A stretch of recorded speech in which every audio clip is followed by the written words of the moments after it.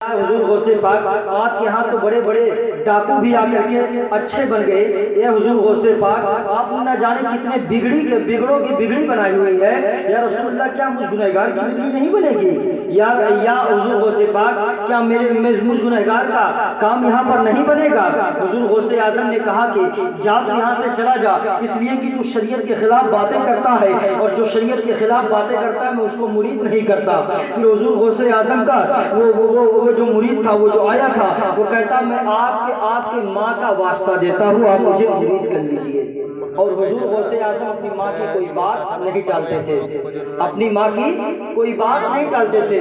अब हुजूर गौसे आजम कहते अच्छा ठीक है, चल तो मेरी माँ का वास्ता दे दिया, इसलिए मैं तेरी बात को मानता हूँ और मैं तेरी दो शर्तों को मानता हूँ, लेकिन मेरी भी एक शर्त रहेगी, तब जाकर के मैं तुझको मुरीद करूंगा, तब जाकर के मैं तुझको मुरीद करूंगा।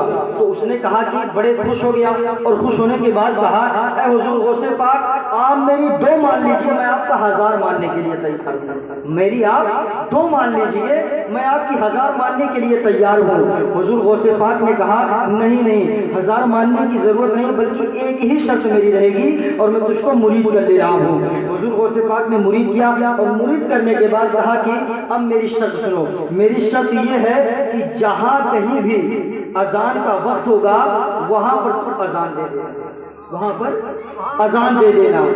अब इतना सुनना था, वो कहा ठीक है, अजान देने की बात है, अजान दे दूंगा, कहीं भी वक्त होगा अजान दे दूंगा। गौसे पाक ने मुरीद कर दिया। अब वो मुरीद होकर के हुजूर गौसे पाक के शर्तों को माना।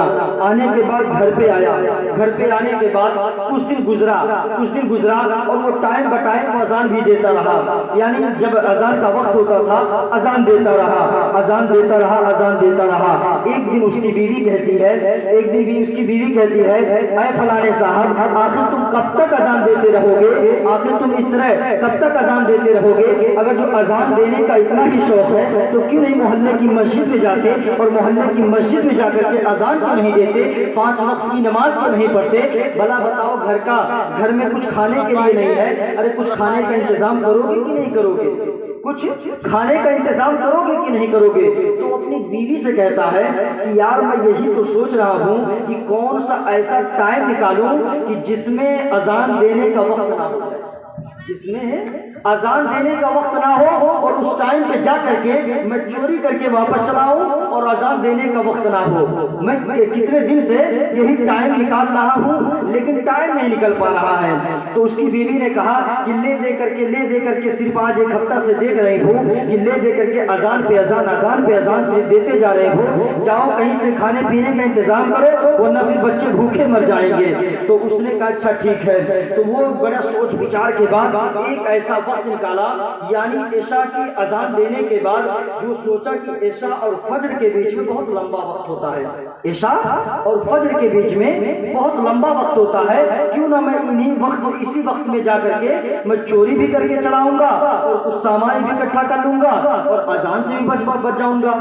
बिरादरानी मिल्लत इस्लामिया, अब वो मौका देखा, ईशा की अजान दिया, अजान देने के बाद बगदाद के गलियों में निकल जाता है, बगदाद के गलियों में निकला, बगदाद के शहरों में निकला। अब क्या देखता है कि निकलने के बाद कुछ दूर जाता है, जाने के बाद देखता है एक आलीशान बिल्डिंग है, और उस आलीशान महल को देखता है, उस पर दीवारें बड़ी थी, उस पर मतलब रस्सी को फेंकता है और रस्सियों के सहारे से उस दीवार पर चढ़ता है, और चढ़ने के बाद जब दीवार को फला करके वो कमरे में जाता है। अब जैसे ही कमरे में पहुंचा, वो क्या देखता है कि हीरे मोती जवाहरात के सारे लगे हुए हैं। वो सारों को देख करके उसकी आंखें नम हो गई, वो देख करके बड़ा खुश हो गया। वो देखते रह गया, और देखने के बाद वो धीरे धीरे यानी ऐसे मतलब हीरे जवाहरात को इकट्ठा कर रहा था, बोरियों में भर रहा था कि किसी तरीके से हीरे जवाहरात के जो माला बने थे वो किसी तरीके से टूटे